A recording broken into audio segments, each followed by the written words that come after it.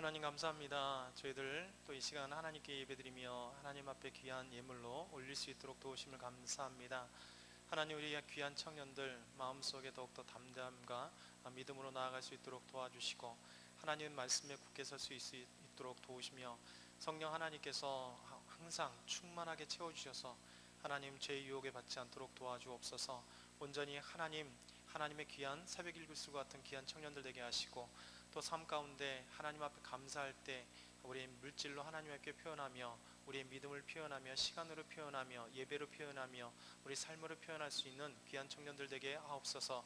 이 시간 귀하게 드리는 예물 기쁘게 받아주시고 하나님께서 우리 귀한 청년들 마음속에 풍성하게 채워주시며 물질을 채워주며 삶을 채워주시며 목자 되신 하나님께서 한 걸음 한 걸음 우리 청년들 인도하여 주옵소서.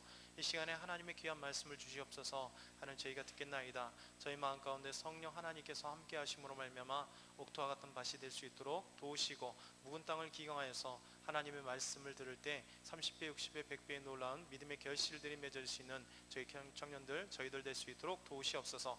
하나님 감사합니다. 예수 그리스도의 이름으로 기도드렸나이다. 아멘.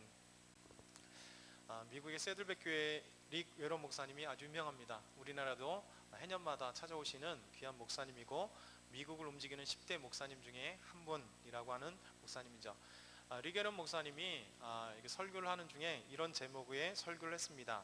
잘못된 인생의 습관으로 죄를 짓는 사람들. 그러니까 잘못된 인생의 습관들, 결국 어떤 마음들을 그들이 가졌기 때문에 잘못된 습관들, 인생의 습관을 가졌는가.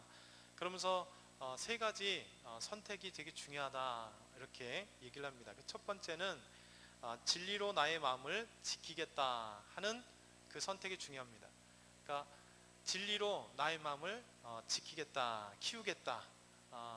이거 얼마나 중요한지 몰라요. 왜냐하면 몸을 키우기 위해서는 영양분이 필요하잖아요.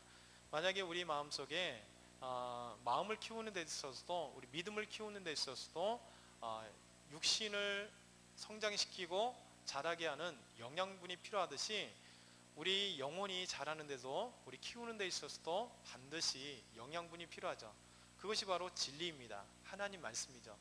진리이신 우리 하나님 말씀이 우리 안에 들어오고 우리 마음 가운데 진리로 바로 세우지 않으면 우리는 영적인 영양 실조가 걸리고 믿음으로 굳게 세울 수가 없습니다.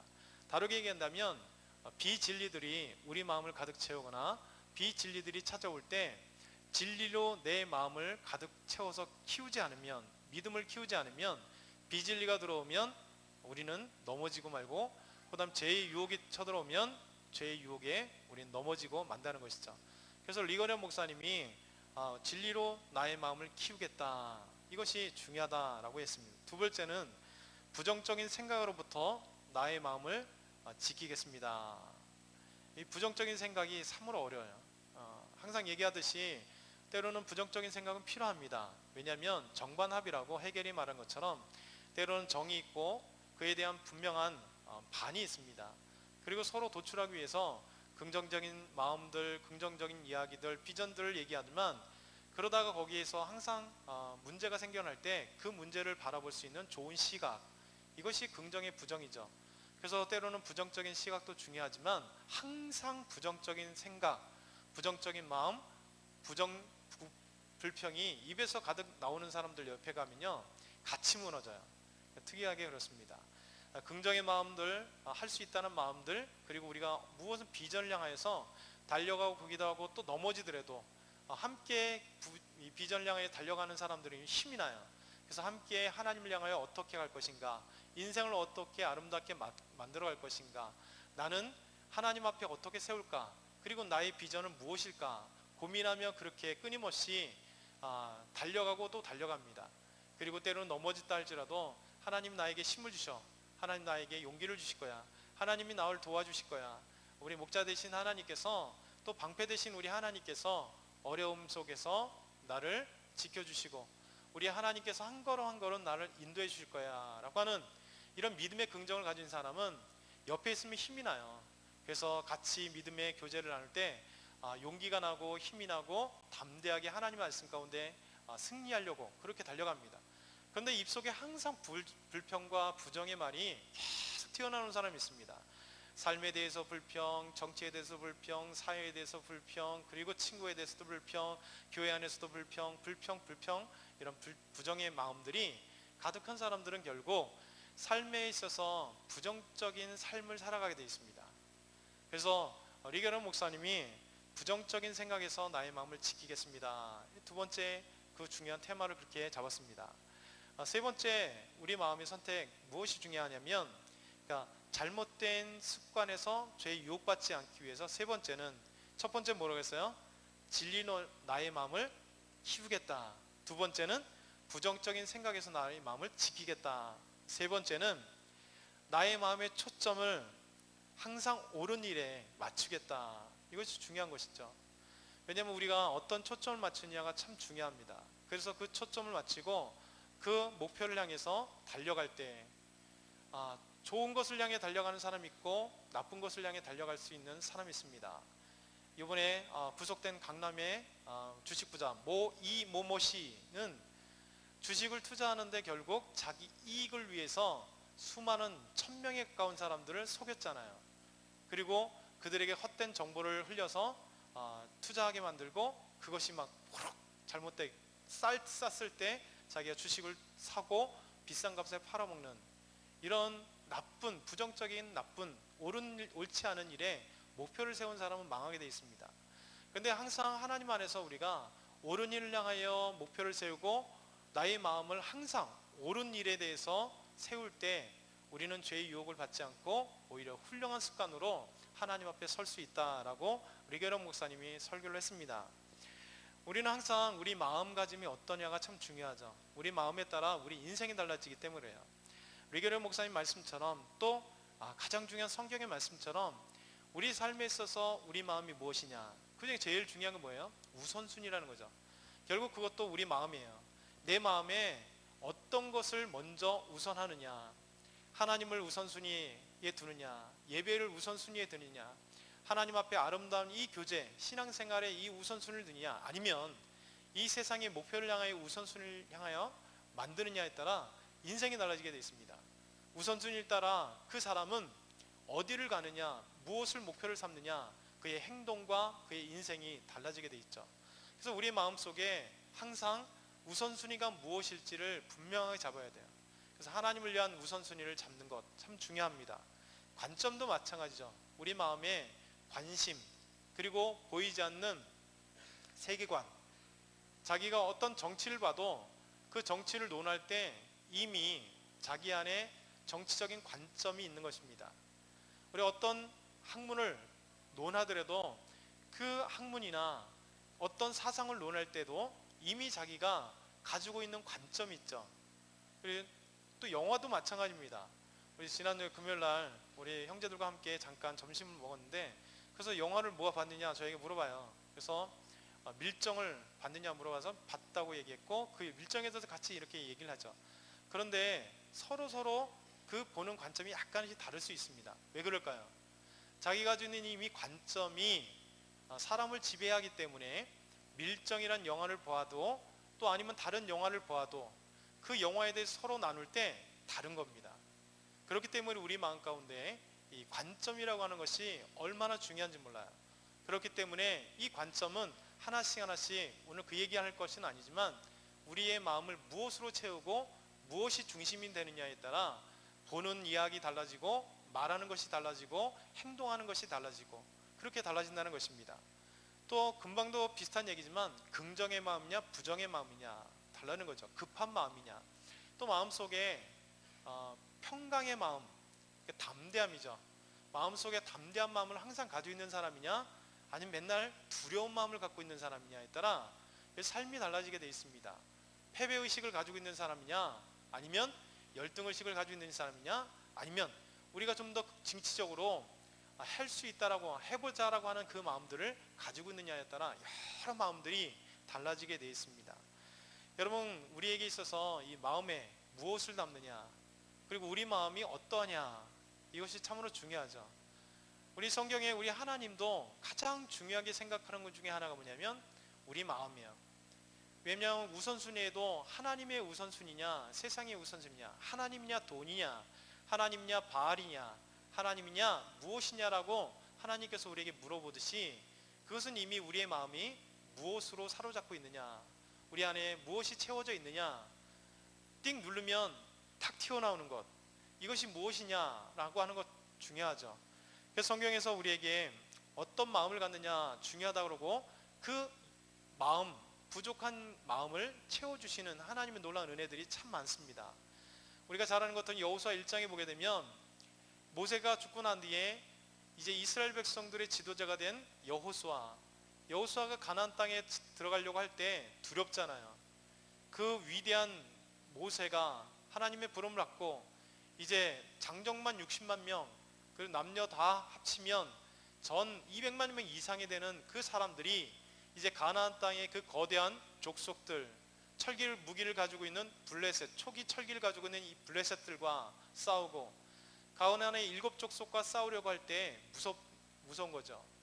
그랬을 때 우리 하나님께서 여호수아 1장 5절부터 9절 말씀, 그 유명한 말씀을 우리에게 주셨잖아요.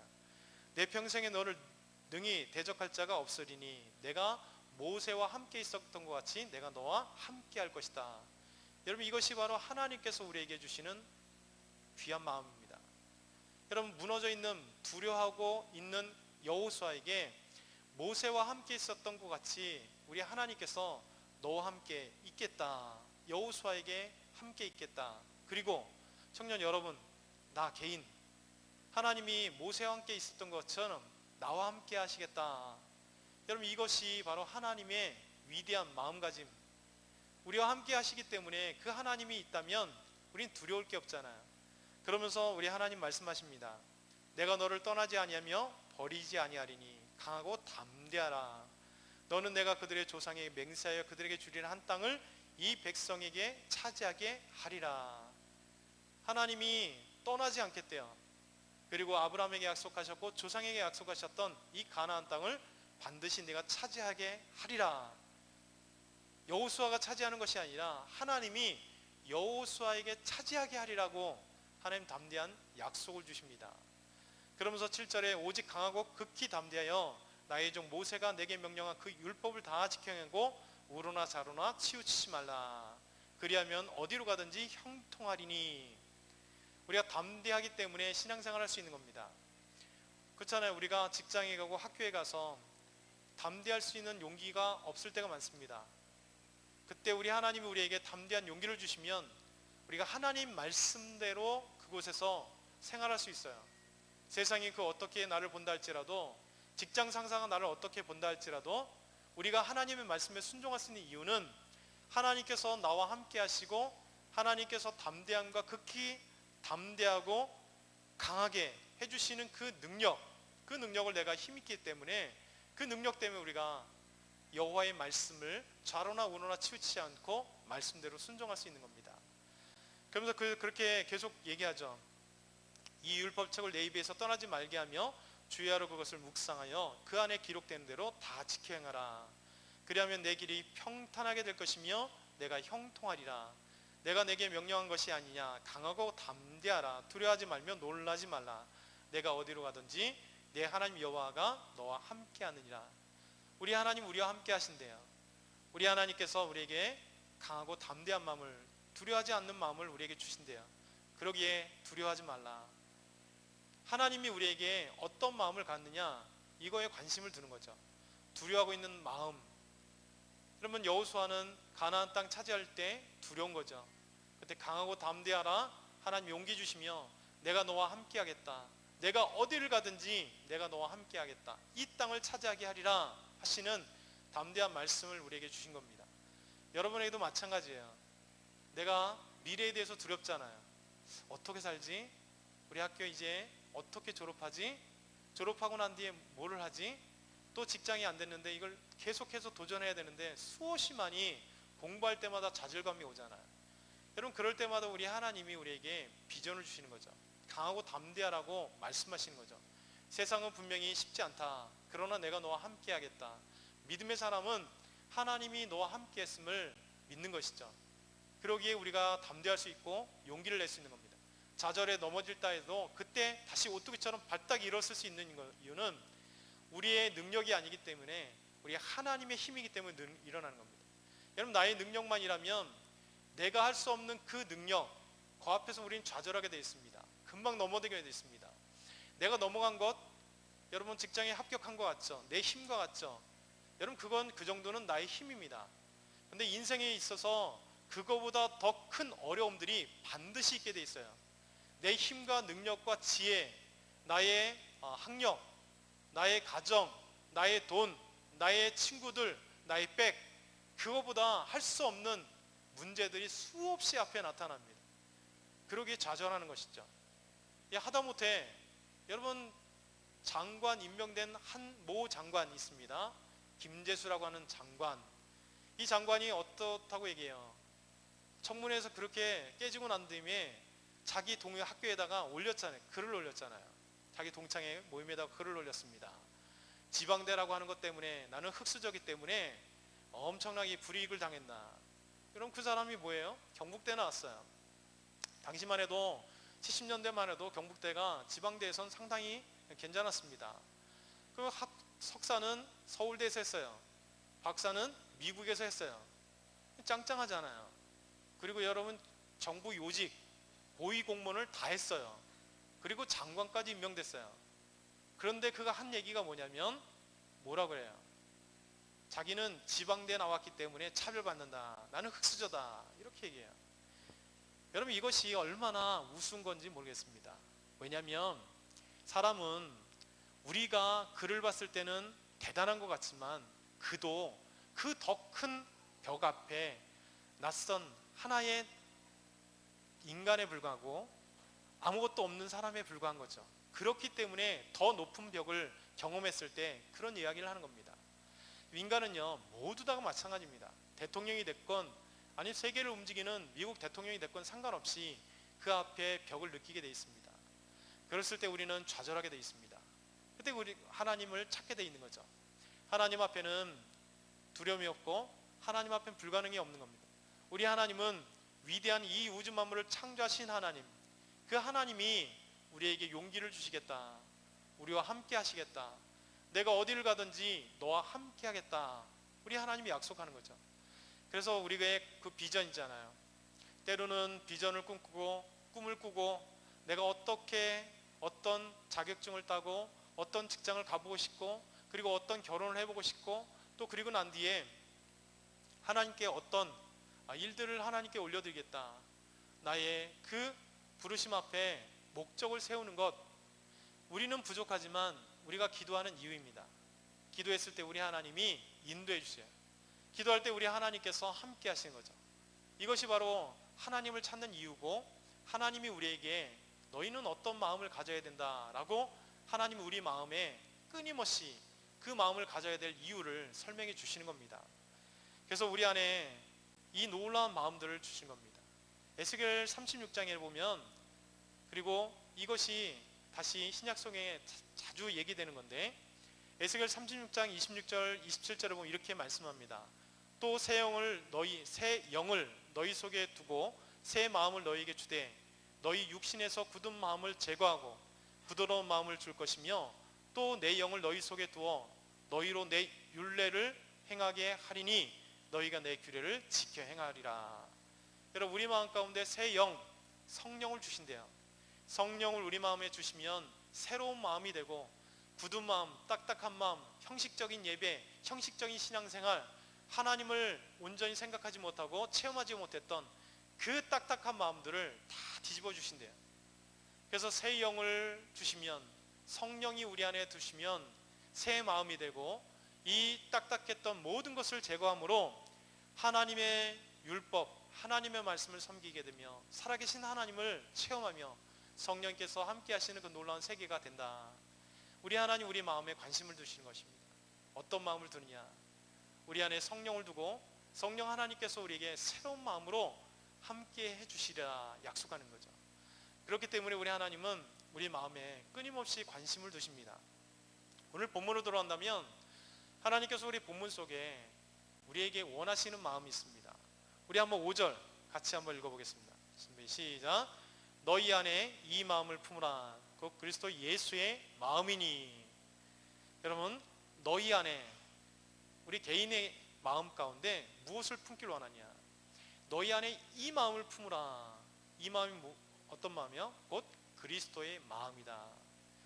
우리 마음 가운데 진리를 품는 것, 긍정의 마음을 품는 것 다 중요합니다. 이 진리를 품으면 바로 무엇을 품게 되냐면 예수 그리스도, 우리가 진정으로 예수 그리스도를 닮아가잖아요. 닮아가길 원하는 거잖아요. 우리는 예수님의 제자입니다. 예수님의 사도들이죠. 예수님을 따르는 그리스도인입니다. 그렇기 때문에 우리 그리스도인들이 어떤 마음을 갖느냐가 제일 중요하죠. 그 마음이 무슨 마음이요?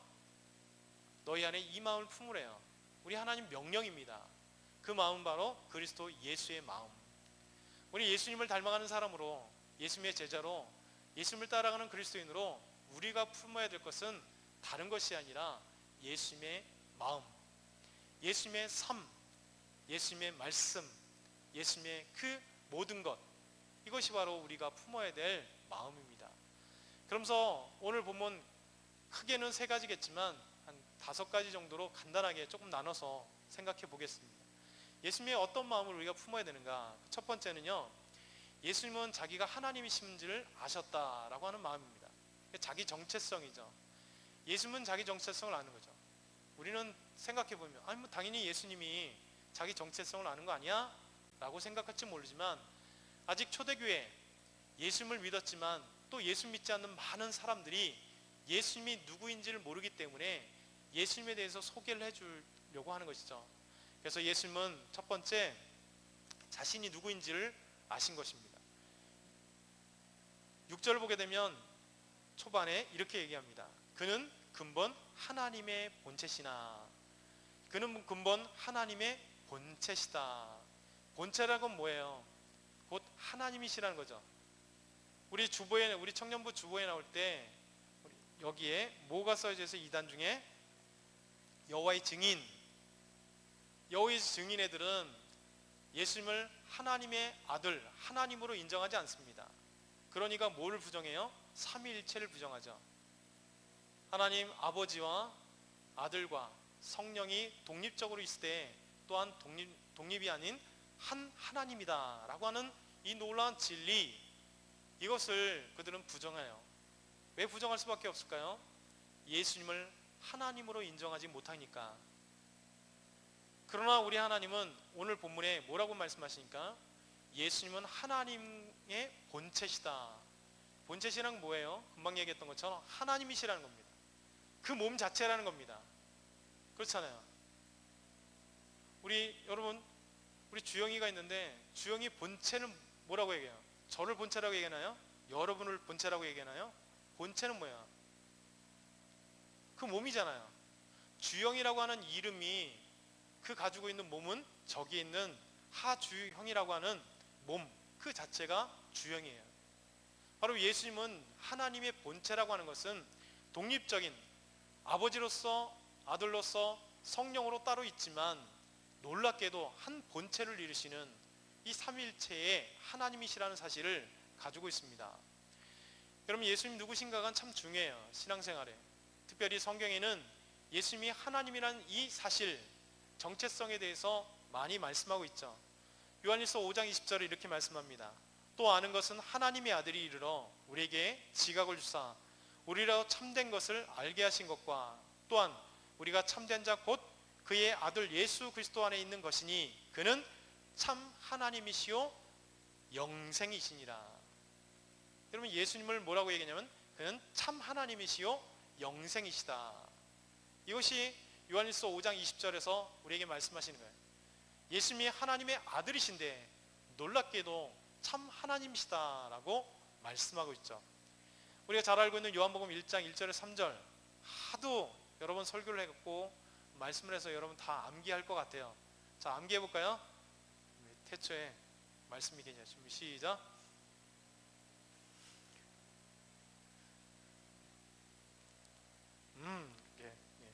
태초에 말씀이 계시니라. 이 말씀이 하나님과 함께 계셨으니 곧 이 말씀은 하나님이시래요.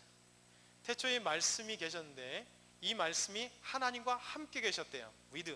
그러니까 독립적인 존재예요. 함께 계셨어요. 근데 이 말씀이 곧 하나님이시래요. 이 말씀이 만물이 그로 말미암아 지은 것이 하나도 안 된 것이 없다라고 우리에게 말씀하세요. 이것이 바로 하나님의 놀라운 역사입니다. 근데 14절에 말씀이 육신이 되어 이 땅에 오셨다. 그러니까 말씀이 하나님과 함께 계셨고 독립적으로 계시는데 곧 하나님이시고 한 분이시고, 근데 이 말씀이 육신이 되어 이 땅 가운데 온 예수입니다. 우리에게 이렇게 설명하고 있습니다.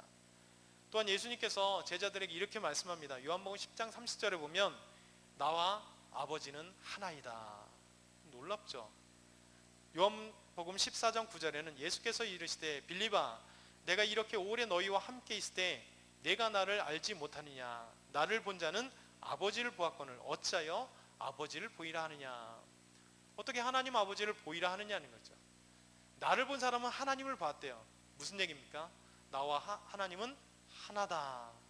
나를 보면 아버지를 알 수 있고 하나님을 본 것과 같다. 성경 곳곳에 우리 예수님께서 하나님이심을 우리에게 증거하고 소개하고 있습니다. 예수님은 창조주고 예수님은 하나님이십니다. 예수님은 그것을 자신을 안 것, 정체성을 안다는 것 중요하죠. 여러분, 정체성을 잃어버린 사람들이 고민하고 고뇌해요. 자기의 정체성을 잃어버린 사람들이 고뇌를 합니다. 많은 사람들이 대학에 들어갔을 때 학생의 정체성을 잃어버릴 때 왜 내가 학생으로 공부를 해야 되는가 고민합니다. 열심히 공부했는데 직장에 들어갔을 때 직장에서 고민을 내요. 왜 내가 이 직장에 들어왔을까? 정체성을 잃어버린 거죠. 왜 들어왔는지를 잃어버린 거예요. 왜 그곳에서 일해야 되는 정체성을 잃어버린 거예요. 상실한 거죠. 여러분, 삶의 정체성을 잃어버리면 더 문제예요. 내가 왜 살아야 되지? 라고 하는 삶의 목적을 잃어버리고 정체성을 잃어버리면요 고민하게 돼 있습니다. 그러니까 자살하는 거예요. 삶의 의미를 잃어버렸거든요. 왜 살아야 되는지를 잃어버린 것입니다. 여러분, 정체성이란 얼마나 중요한지 모릅니다. 정체성을 잃어버렸을 때 사람들은 다른 짓을 하게 돼 있습니다. 정치인을 보세요. 여러분, 국민의 대표를 뽑은 사람이 누구예요? 국회의원입니다. 국회의원들은 권력자가 아니라 국민을 대표해서 지역구에서 아니면 비례로 어찌됐든 간에 국민을 대표로 해서 입법부로 보낸 거예요. 법을 만들라는 거죠. 국민을 위해서 법을 만들고 잘못된 법을 수정하고 국민에게 이로운 법들을 만들어서 지금 현안에 맞는 법을 만들고 때로는 수정하고, 그리고 지금에 있었던 법이 현 시대에 맞지 않으면 폐기시켜 없애버리면서 국민의 삶을 어떻게 하면 아름다운 이 삶의 질로 올릴까, 국민을 어떻게 행복하게 할까. 그래서 국민의 대표로 뽑아서 국회로 보낸 사람들이 누구냐면 국회의원입니다. 단순하게 권력을 준 이유는 그 힘으로 국민을 위하라는 거예요. 근데 이 국회의원들이 자기 정체성을 잃어버리면 어떻게 해요? 뇌물 받고 그 권력을 유지하기 위해서 수많은 온갖 정치 비자금들을 받는 거죠. 그 권력을 이용해서 사리사욕을 채우는 거죠. 그 권력을 이용해서 국민들 위에 오히려 군림하려고 하는 자들이 국회의원이 되는 이런 어리석은 자들이 되는 거죠. 우리는 국회를 보면서 그것을 너무 많이 보고 있습니다. 청와대도 마찬가지입니다. 장관들 아니면 수석들이 다 그런 위치에 있는 겁니다. 국민을 위해서 어떻게 대통령을 보좌하고 나라를 움직일 것인가에 대한 이 고위 공무원으로서 어떻게 하면 국민에게 봉사할까, 이것이 바로 그들의 정체성입니다. 대통령도 마찬가지죠. 대통령도 국민들의 대표로 뽑아서 행정권을 통해서 모든 국가 권력과 힘을 그에게 가진 이유는 여러분, 국민을 무시하고 국민 위에 군림하고 왕처럼 그렇게 누리라고 하는 것이 아닙니다. 모두가 잘못된 길로 가는 사람들은 뭐냐면 이 정체성을 잃어버린 겁니다. 여러분의 정체성도 반드시 필요해요. 예수님은 하나님의 본체라고 하는 정체성을 분명히 가지고 있습니다. 우리의 신앙의 정체성을 분명히 가지고 있어야 돼요. 김제 신광교회 교인이라고 하는 정체성을 상실하는 그 순간 여러분은 하나님 앞에 온전한 믿음 생활하지 않게 돼 있어요. 우리가 그리스도인이라고 하는 정체성을 잃어버리는 그 순간 세상에 나가서 나는 교회 다니는 것 모르니까, 난 그리스도인이라는 것 모르니까 세상과 동일하게 따라갈 수밖에 없는 죄의 유혹에 넘어지게 돼 있는 겁니다. 우리가 그리스도인이라고 하는 이 정체성을 분명히 가지면 세상의 유혹 가운데서도 싸우는 거예요. 때로는 넘어지기도 하지만 기도로 힘입어서 하나님의 능력을 힘입어서 이길 수 있도록 하나님께서 해주시는 그 힘을 체험하게 되어 있는 겁니다. 여러분, 우리가 정체성을 바로 알아야 됩니다. 우리 예수님께서는 하나님의 아들이며 동시에 하나님이라는 이 사실, 이 정체성을 분명히 하셨던 분입니다. 이 마음을 품으라는 겁니다. 우리의 정체성이 무엇인지, 우리가 그리스도인이며 하나님의 자녀이며 하나님이 우리를 얼마나 사랑하는지를 알라는 것입니다. 정체성을. 두 번째는 우리 예수님은 하나님과 동등됨을 취할 것으로 여기지 않았다. 여러분, 하나님과 본체시잖아요. 그런데 하나님과 동등됨을 취할 것으로 여기지 않았다. 왜일까요? 구원을 위해서 자기가 하나님이시만 그 하나님의 자리를 부인했다는 것입니다. 이것이 중요한 것이죠. 여러분, 눈높이 정신입니다. 하나님이시만 우리 구원을 위해서 주님께서 하나님의 지위를 포기하신 것, 이것이 위대한 하나님의 마음이고 예수님의 마음입니다. 예수님께서 우리에게 말씀하셨죠. 나는 마음이 온유하고 겸손하니 나의 멍에를 메고 배우라. 우리가 주님께 나와 배우는 것은 우리 마음이 온유하고 겸손한 마음, 예수님의 멍에를 메는 그 마음이 필요한 것입니다. 우리가 예수님께 배워야 될 두 번째 마음은 바로 자기 부인할 수 있는 마음입니다. 이것은 코페르니쿠스적 전환이죠. 혁명입니다. 완전히 180도 바꿔지는 것. 왜냐하면 세상의 모든 사람, 저와 여러분을 비롯해서 우리 모든 인간은, 탐욕스러운 인간들은 권력, 더 많은 것을 갖길 원해요. 권력 포기하지 않습니다. 여러분, 우병우 민정수석이 왜 권력을 포기하지 않아요? 포기하는 그 순간 그는 범죄인이 되거든요. 포기하는 그 순간 나라가 잘못된다라고, 레임덕이 온다라고 하는 이 불안한 생각을 가지고 있거든요. 나 아니면 안 된다라고 하는 이 어리석은 생각을 가지고 있거든요. 여러분, 사람들은요, 그 자리 가면 더 높은 자리를 향해 달려가지 내려오려고 하지 않습니다. 돈을 벌어도요, 여러분, 돈을 벌어도 끊임없이 더 많은 것을 벌려고 합니다. 세상에 1,000억 벌었다고 만족하는 사람 보셨어요? 1조, 2조, 100조를 번다고 해서 만족하는 사람 보셨어요? 사람은 끊임없이 더 많은 것을 향하여 지향하고 더 많은 것을 채우려고 노력하는 것, 그 자리에서 내려오기가 그만큼 어려운 것입니다. 그렇기 때문에 여러분, 그 자리에서 과감히 내려와서 겸손하게 타인을 섬기고 자기의 재산을 사회에 환원하는 사람들, 이런 분들을 우리가 존경하는 거예요. 얼마 전에 성인의 반열에 올렸던 이 캐톨릭에서 이 마더 테레사 수녀님을 모든 전 세계 사람들이 때로 비판도 있지만 존경하는 이유가 뭐예요? 그가 정말 빈자와 가난한 자들, 이 고대 병든 자들, 아파 있는 자들을 위해서 자기 평생에 헌신했잖아요.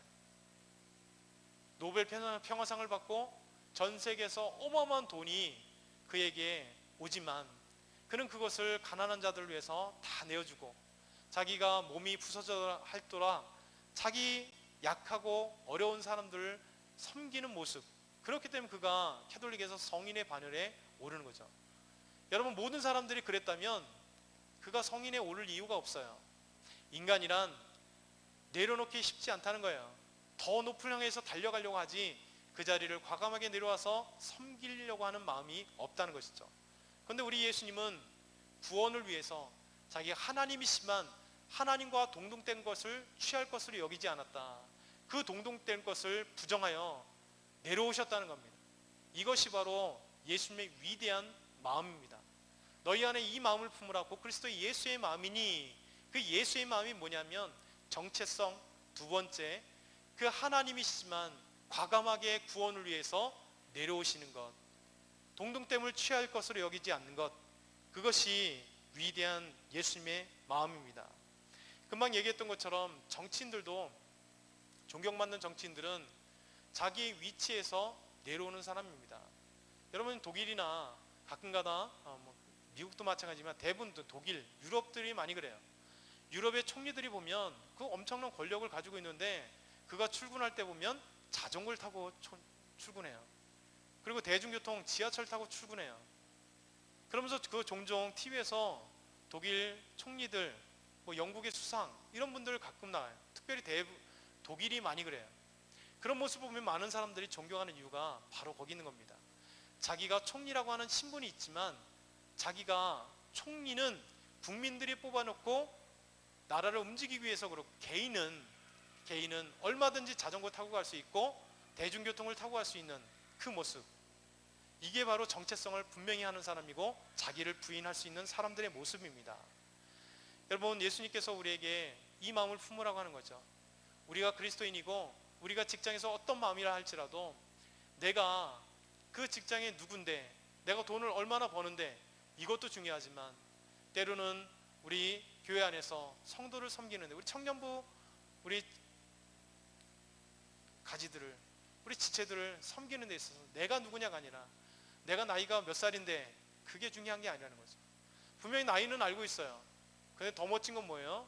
후배들을 챙겨주는 거예요. 후배들에게 더 아름답게 다가가는 거예요. 오히려 주부를 나눠주는 것, 선배가 나누잖아요.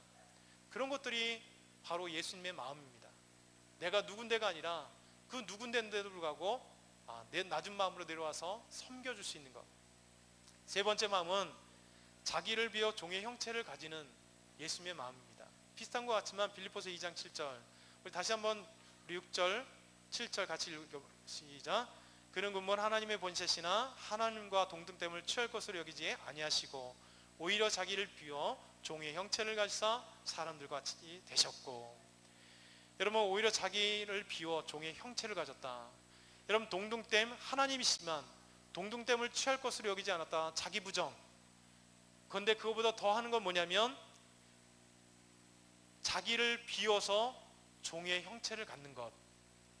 이것이 진정한 예수님의 마음이고 그리고 겸손입니다. 이런 마음을 비운다는 것 참 중요하죠. 이 마음을 비운다는 것, 하나님의 아들이라고 하는 이 지위, 그 권력, 그 힘, 그것을 비워서 종의 형체로 간 인간의 모습으로 온다는 것, 이것은 여기 여러분 자기 비움입니다. 마음의 비움이죠. 하나님의 아들, 하나님이라고 하는 그것을 비울 수 있는 것. 근데 마음 비움이라고 하는 것은 다른 종교에도 얼마든지 있어요. 여러분, 불교가 가장 하는 게 뭐예요? 수련할 때 마음을 비우는 겁니다. 단이나 여러 가지 명상을 하는 것도 뭐예요? 마음을 비우는 거예요. 속된 마음, 욕심의 마음, 수많은 것들, 우리에게 해를 줄 수 있는 그 더럽고 찌꺼기 같은 그것들을 마음에서 하나씩 비우려고 해요. 근데 여러분, 온전하게 마음을 비울 수 있을까요? 그렇지 못해요. 마음을 비우는 것은 한계가 있어요. 여러분이 명상을 아무리 해보고 수행을 아무리 해보세요. 끊임없이 찾아오는 욕심, 끊임없이 찾아오는 이 마음속을 괴롭히는 그 어떤 것들, 그것이 나를 괴롭혀요. 그러니까 고뇌하며 수행하면서 그거 하나씩 없애려고 끊임없이 죽을 때까지 해도 없어지지 않아요. 예수님은 자기를 비웠어요. 근데 우리 하나님은 우리에게 원하시는 게 뭐냐면 우리의 마음을 비우되 그 마음의 빈자리에 무엇을 채우느냐가 중요해요. 우리 예수님께서 누가복음 11장 24절 26절에서 이렇게 말씀합니다. 더러운 귀신 얘기를 해요. 더러운 귀신 들려서 괴로운 사람, 그 사람에게서 귀신을 쫓아냈어요.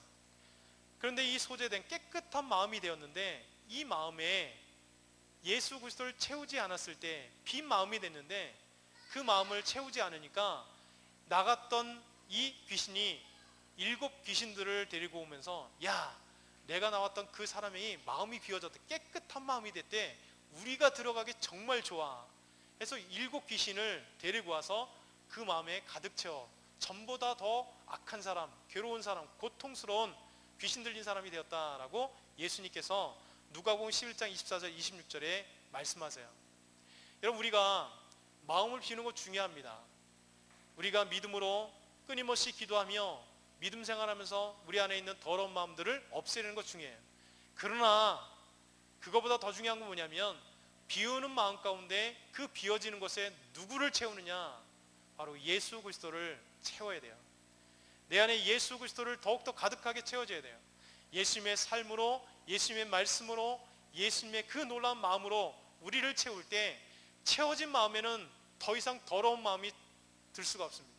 더 마음 비워서 예수님처럼 마음 비울 때 더 예수님의 마음으로 채워서 우리 마음에 온통 예수 그리스도의 마음으로 채워져서 예수 그리스도가 지배하고 하나님이 지배하고 성령님이 지배할 때 우리 마음을 그 어떤 마귀가 지배하지 않아요. 그 어떤 욕심이 지배하지 않아요.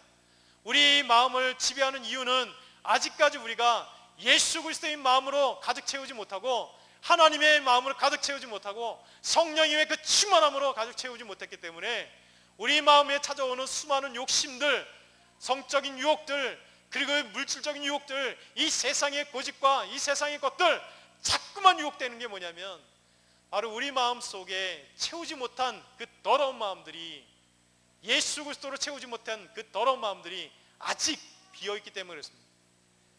그러기에 예수 그리스도를 채워야 돼요. 비어진 마음, 우리 예수님은 자기가 누구인지 분명히 알았고, 그리고 구원 사역을 위해서 동등됨을 취할 것을 여기지 않는 부정을 했어요. 더 나아가 자기를 비워 종의 형체를 갖는 겁니다. 이게 중요한 겁니다. 여러분, 자기를 비워 그것을 끝난 게 아니에요. 종의 형체를 가진 겁니다. 우리는 이 예수 그리스도의 마음을 담아야 되고, 예수는 이 땅에 우리를 구원하시기 위하여 하나님의 자리를 버리시고 자기가 하나님의 동등됨을 취할 것을 여기지 않을 뿐만 아니라 이 땅에 내려오셔서 자기를 비우시고 무엇으로 채웠어요? 인간, 종의 형체로 채웠다. 하나님이 창조주신 우리 예수님께서, 하나님의 창조였던 우리 예수님께서 그분이 지으신 인간, 피조물로 죽게 해서 이 땅에 오셨다라고 하는 것입니다. 여러분, 이것이 우리 삶 속에 얼마나 중요한지 모릅니다. 나의 나 된 것은 주님의 은혜라고, 내 안에 온통 예수 그리스도를 채우는 것, 나를 비우고 나를 주관하는 것이 아니라 하나님을 주관하며 하나님께 영광 돌리며 그분을 채우는 거예요. 여러분, 2014년에 86회 아카데미 시상식에서 나무 주연상을 탄 사람이 있습니다. 누군지 아시나요?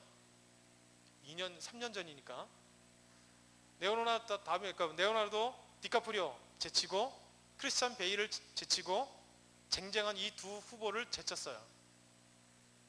그 사람이 달러스 바이어스 클럽, 우리나라에서는 아마 상영이 안 된 것 같아요. 이 영화로 일약 나무 주연상을 탄 사람이 있습니다. 매튜 맥커너히라고 하는 사람입니다. 누군지 아시겠죠?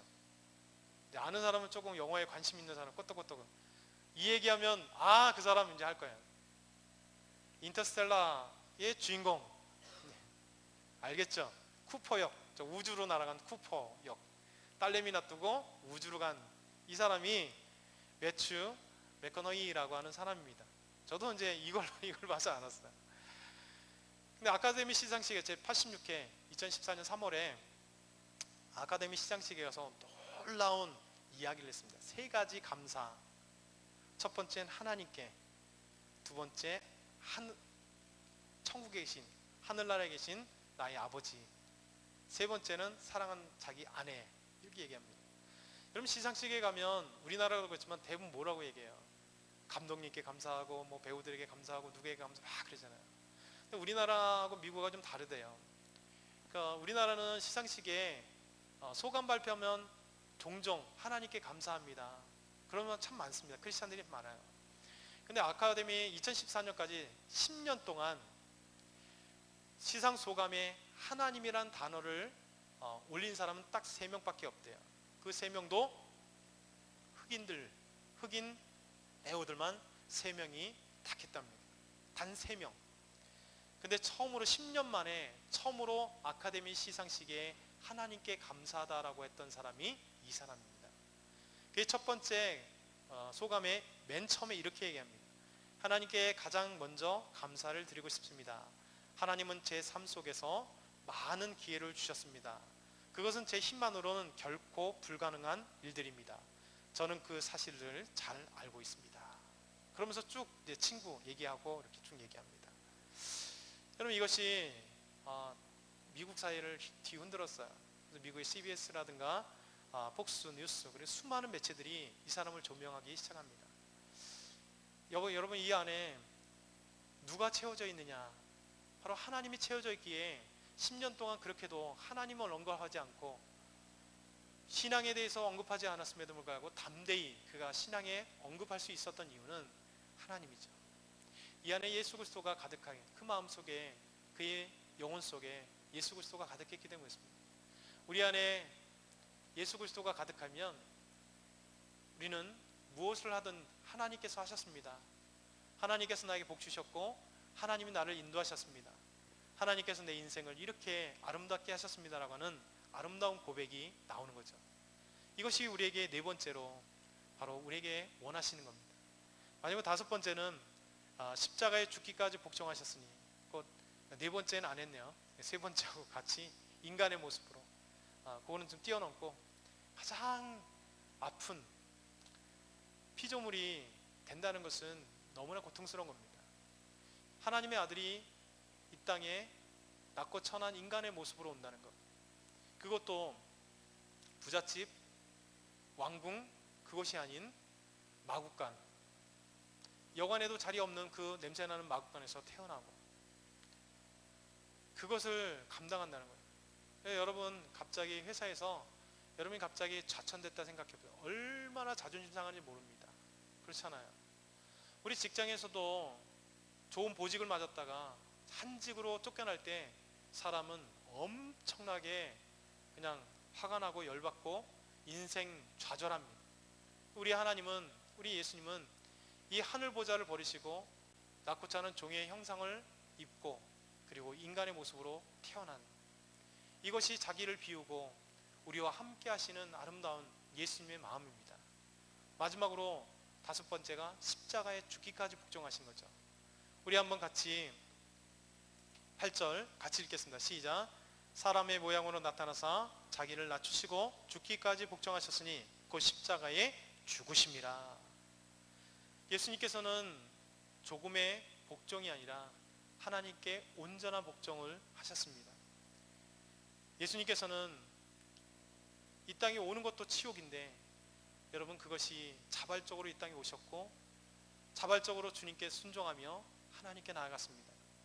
우리 예수님께서는 요한복음 10장 14절 15절에 보면 나는 선한 목자라 나는 내 양을 알고 양도 나를 아는 것이 아버지께서 나를 아시고 내가 아버지를 아는 것 같으니 나는 양을 위하여 목숨을 버리리라. 이것이 바로 예수님의 마음이에요. 예수님이 하늘 보좌 버리시고 이 땅에 오셨어요. 그런데 그 오신 것이 바로 우리를 위한 것이고 양을 위하여 자기 목숨을 버리노라 말씀하신 예수님께서 십자가의 모진 고통을 다 짊어지고 주님께 나아갔다는 것이죠. 그것이 얼마나 고통스러우면 우리 아는 것처럼 겟세마네에서 정말 하나님 앞에 무릎 꿇어 3번 기도하며 이 땀방울이 핏방울처럼 보일 정도까지 하나님 앞에 기도하시죠. 아버지여, 만약 할 수만 있다면 이 잔을 내게서 옮기시옵소서. 내 잔을 옮기주십시오. 죽고 싶지 않습니다. 고통스럽습니다. 그러나 나의 원대는 마옵시고 아버지의 뜻대로 하옵소서. 예수님의 이 십자가의 죽음, 고통이 없었다면 우리는 구원받을 수 없었고 우리는 죄악 중에 있었고 세계 그 어떤 종교가 있을지라도 그 헛된 종교이기에 모든 사람들은 죄의 삭은 사망으로 끝날 것입니다. 그런데 예수님께서 우리에게 죽기까지 십자가에 복종하셨고 죽어서 우리를 위하여 십자가에 죽으시고 우리의 허물과 죄를 십자가에 담당하심으로 우리가 깨끗이 나음을 얻었고 구원을 받았고 그의 부활하심으로 우리를 살리시는 이 놀라운 것, 그러기에 우리가 품어야 될 이 마음, 5가지 마음은 이것입니다. 그래서 오늘도 저와 여러분이 정말 주님의 마음을 품었으면 좋겠습니다. 우리의 주님의 마음이 없는 그 순간 사단의 마음이, 사단의 그 욕심들이 우리를 채우기 시작할 겁니다. 그것을 쫓아내는 방법은 우리 기도함으로 하나님께 나아감으로 예수님의 이 5가지 마음을 우리가 품음으로 하나님께 나아갈 정체성 분명해야 됩니다. 그리고 동동tem을 취할 것을 여기지 않는 자기 부인 중요합니다.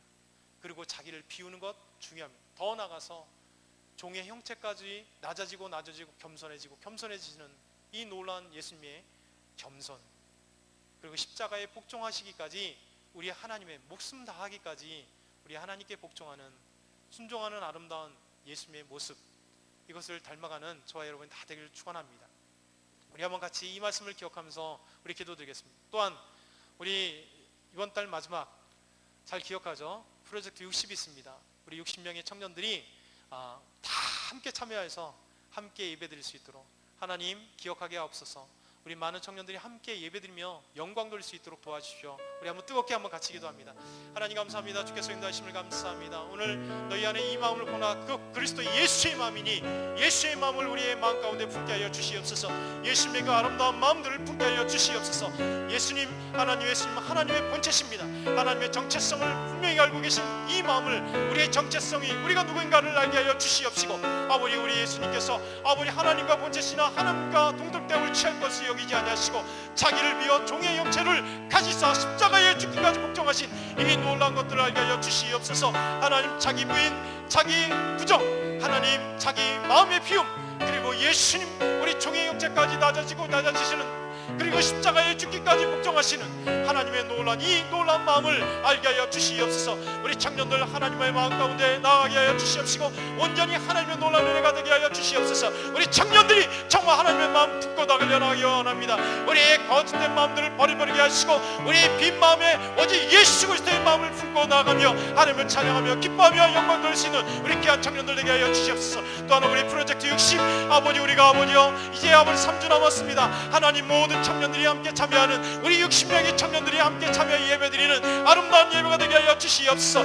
이날만큼은 아버지 하나님 학교에 먼다 할지라도 그 학교에서 돌아오게 하여 주시옵시고 아버지 기억하여 나올 수 있도록 도와주시고 또 2부 예배와 3부 예배만 참여하고 청년부에 나오지 않은 우리 청년들 이 아버지를 기억하여 함께 예배드림으로 이제 계속해서 우리 청년부 예배가 아름답게 더욱더 풍화하여 영광 돌릴 수 있는 아름다운 프로젝트 60이 될 수 있도록 도와주시옵소서. 우리가 아버지 소개하여 주시고 우리가 건면하게 하여 주시고 이를 위하여 기도하게 하여 주셔서 정말 하나님께 달려나가며 영원하며 정말 아버지 하나님 많은 청년들이 함께 예배드리며 강력한 아버지 믿음의 그리스도인 아버지 크리스찬 되게 하시고 파워 크리스찬들 되게 하여 주시옵소서. 우리 요셉과 같이 아름다운 아버지 믿음의 청년들 되게 하시고 다니엘과 같은 아버지 청년들 되게 하시고 아나니와 미사엘과 아사랴 같은 아버지 다니엘 세 친구와 같은 아버지 믿음의 청년들 되게 하시고 아버지 예레미야와 이사와 예수 같은 하나님의 말씀의 선자들 될 수 있도록 청년들 지키시고 인도하여 주시옵소서. 하나님 굳세게 하여 주시옵소서.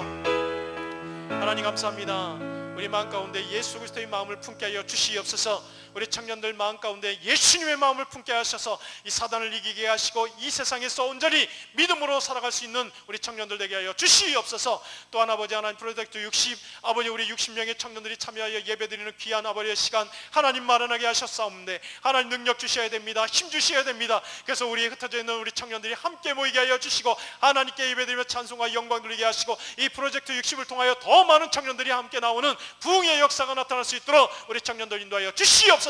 하나님 말씀 가운데 세워지게 하여 주시옵소서. 감사합니다. 예수 그리스도의 이름으로 기도드립나이다. 아멘. 이제는 우리를 구원하신 예수 그리스도의 그 놀라운 은혜와 하나님 아버지의 무궁한 사랑과 성령 하나님 내주교통 충만 역사하심이 오늘도 하나님 앞에 나오는 우리 귀한 청년들 머리 위에 학업과 직장과 그의 모든 준비하는 과정 속에 지금부터 영원토록 함께 계실지어다. 아멘.